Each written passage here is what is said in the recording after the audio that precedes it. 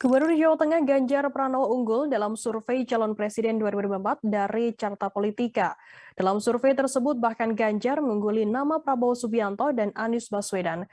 Ganjar yang mendapatkan suara sebanyak 36,5% kemudian menanggapinya pada Selasa 14 Juni. Ganjar mengaku biasa-biasa saja dengan hasil survei tersebut, yang menegaskan dirinya tetap fokus untuk menyelesaikan tugasnya sebagai gubernur. Survei tersebut tak mempengaruhi konsentrasinya menjalankan tugas di Jawa Tengah.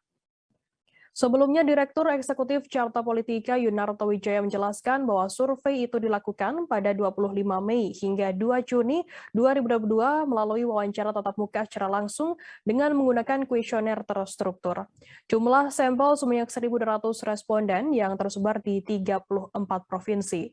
Untuk metodologinya menggunakan metode acak bertingkat atau multistage random sampling dengan margin of error lebih kurang 2,83% pada tingkat kepercayaan 95%. Hasil survei Carta Politika terkini menunjukkan bahwa Gubernur Jawa Tengah Ganjar Pranowo berada pada posisi teratas elektabilitas tokoh yang digadang-gadang sebagai calon presiden.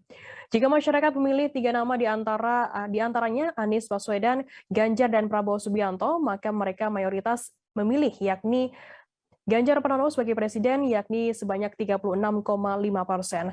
Sementara Prabowo mendapatkan perolehan suara 26,7% dan Anies Baswedan 24,9%.